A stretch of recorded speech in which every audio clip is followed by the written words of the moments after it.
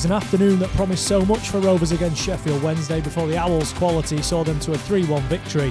Now the task is to pick themselves up quickly for Tuesday night's game against Accrington in Sky Bet League One. This is one of 8 games against a bottom half team that Rovers will play between now and the end of the season. It's the second home game in a matter of days as Rovers take on Accrington Stanley.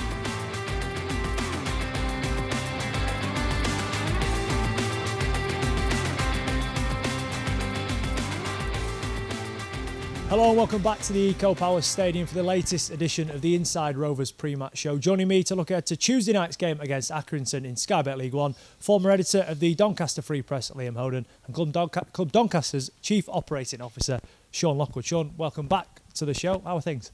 Yeah, not too bad. Thanks for having me on. It's been a while. Liam, it's a quick turnaround. We're back again for yet another show. Yes, game's coming thick and fast at the minute. A lot to talk about on the show then. Let's take a look at what's ahead tonight.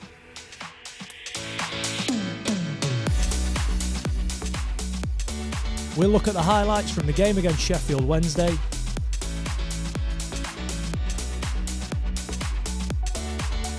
Gary McSheffrey talks back-to-back home games. The game is still coming thick and fast, but we just have to recover, draw a line in the sand and go again. And Lewis Jones goes back to his roots by coaching some youngsters in Thorn.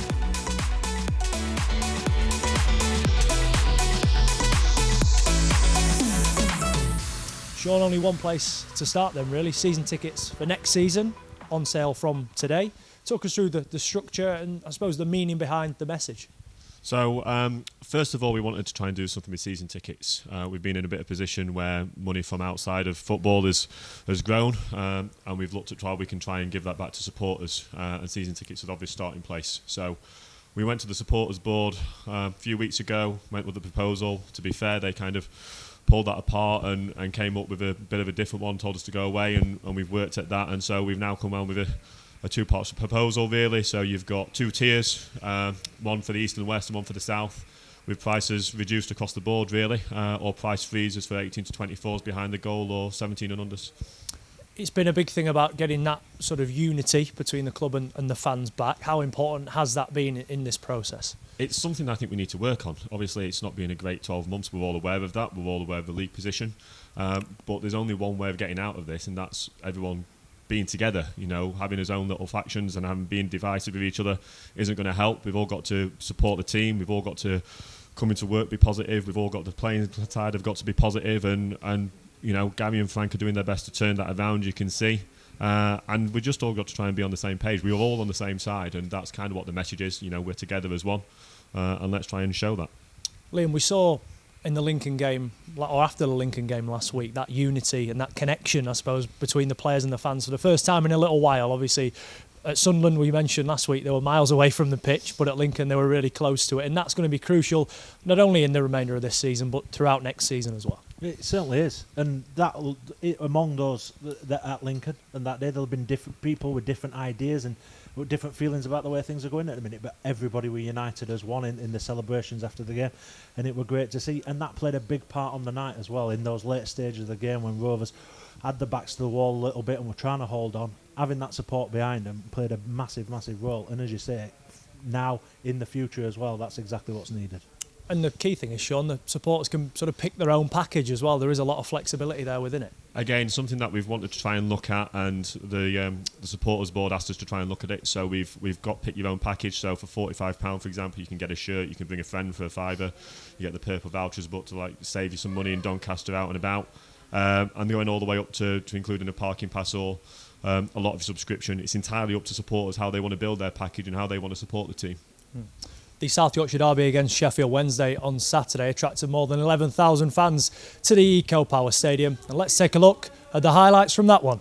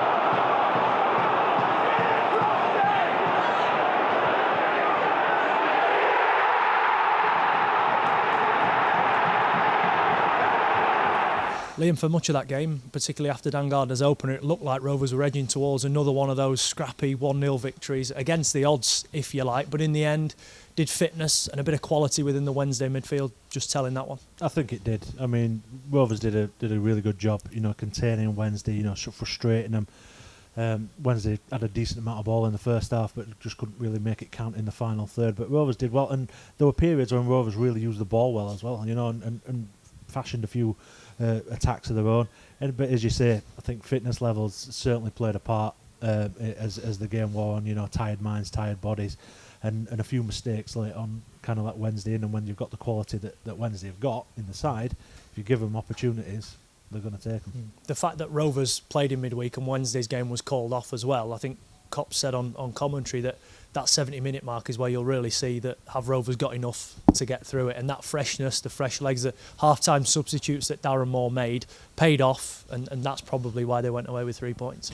Yeah, that's it. You've got the quality of players coming on, international players coming onto the pitch and at half-time, and they made a massive difference. They completely changed the complexion for Wednesday in terms of attacking front as well, and fresh legs at playing 45 minutes, getting those opportunities, and it was a difficult end to the game for Rovers.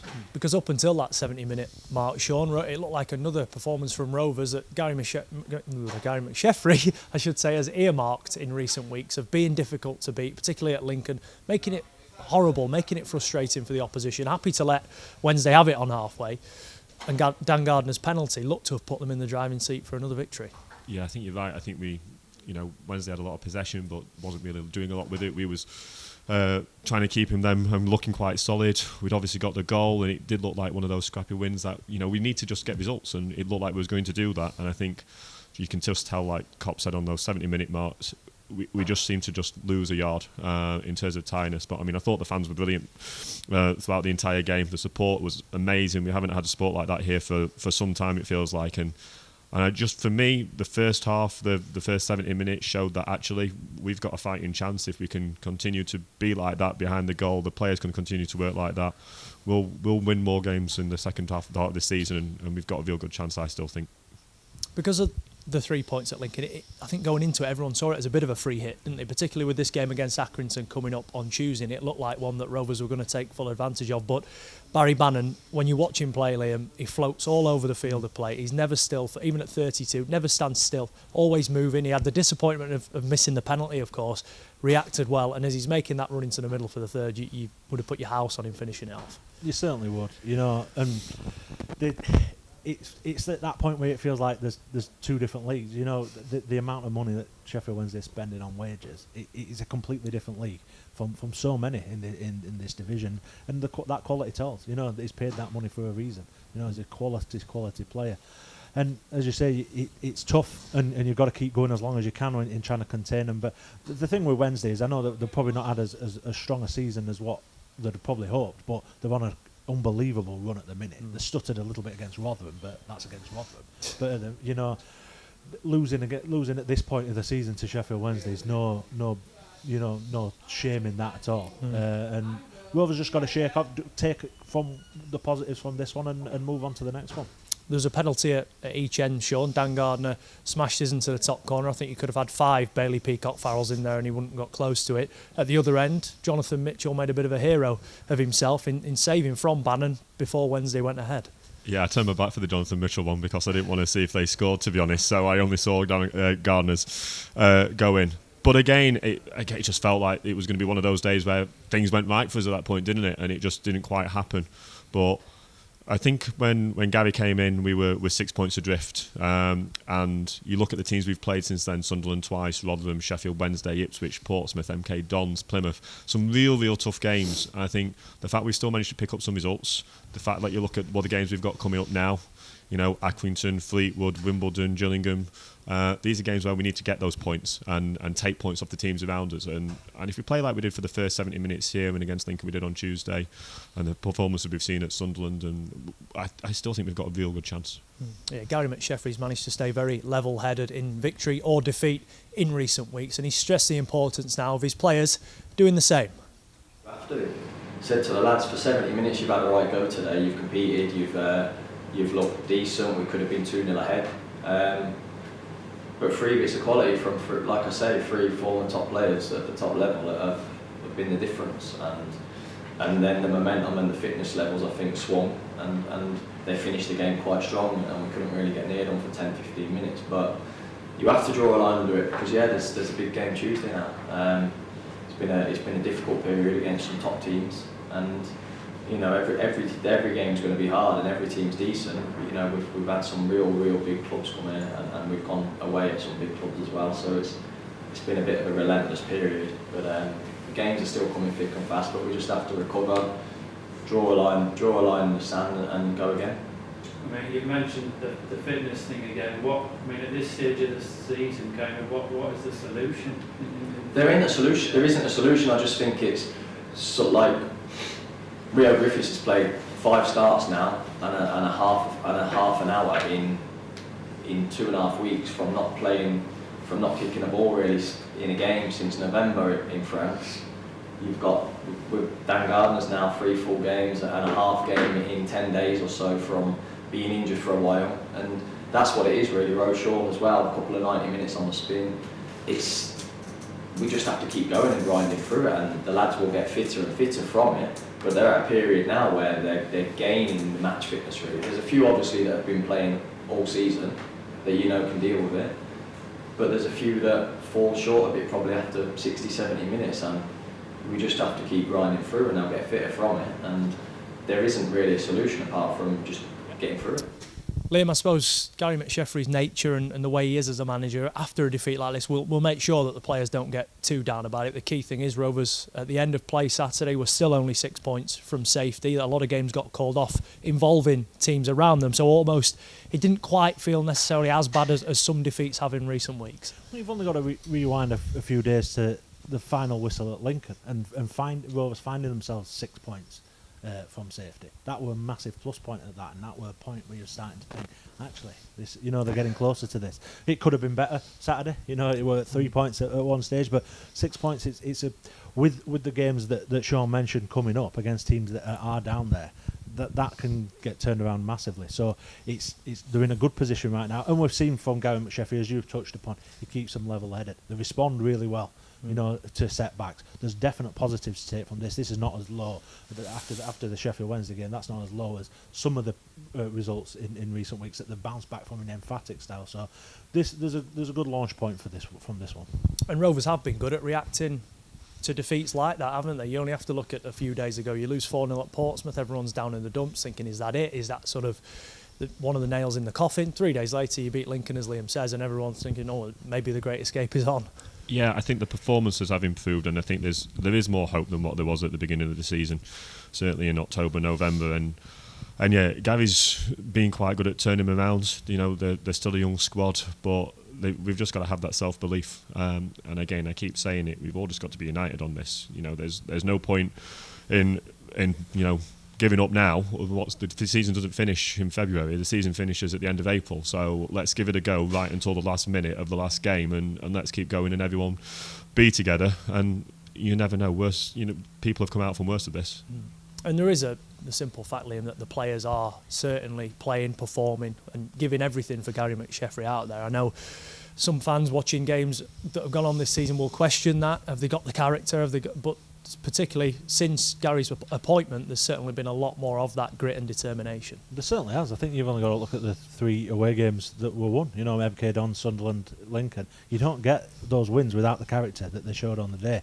They showed it against Sheffield Wednesday on Saturday, for long periods as well. So the fight is there. It's just, and Gary touched on this after the game, cutting out the little mistakes. But again, we've touched upon, they come late in the game when there's a few tired legs. So hopefully, as they come through this really busy period now and get a little bit of respite when they can, that they can really those legs are they're feeling fresher for it, and they can go on and see games out.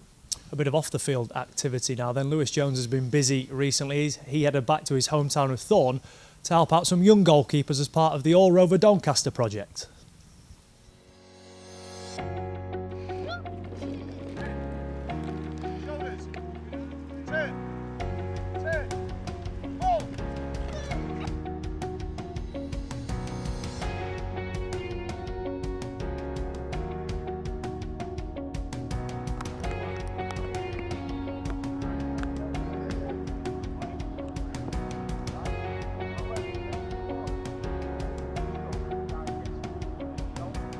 obviously it's really good to be back here. I actually used to walk across this field every day after school, so it's nice to see how things are improving and coming along. When you're young, it's difficult because you're growing so much, and it's difficult to really compare yourself to what I am now. But as long as you can get the fundamentals and basics, which Steve talks about, then that's the main thing. Obviously, it's been a good couple of years now since we got to come out to things like this. I think last time I came to form was obviously pre-COVID, so it's really good to get back out.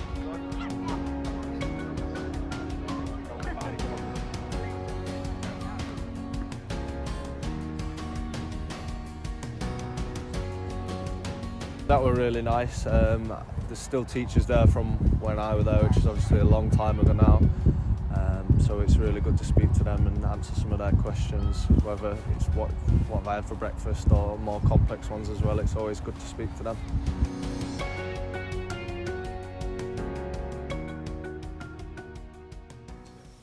Liam, a different type of test against Accrington coming up on Tuesday. It's always a difficult game, isn't it, going up against John Coleman's side, but this one of 8 games against teams in the bottom half that Rovers have got in their final 12 games. These are the games that, if you're serious about staying in the division, you've got to be coming away with something from. Yeah, they've come through this run of really tough games against the leading sides, and they've come through pretty well, really, with the results that they've managed to pick up. Now it's really about kicking on time. There's no real margin for error now. With the position that they're in and the number of games remaining. Accrington, as you said, always a tough test, and what you have got to show against them every single time is great determination and character that we've touched upon, because they have that in spades, and it's why they've done so well in League One over the last few years. Because it's a different pressure, Sean, isn't it, for Rovers when they're going up against the Sunderlands of this world, the Sheffield Wednesdays. The pressure is off them a little bit. You can play with a bit of freedom. All of a sudden, Accrington, with all due respect to them, the Rovers fans, I think, will be turning up hoping that it's a winnable game. And that's where you have to sort of take on that responsibility as players and go out there and try and get a result.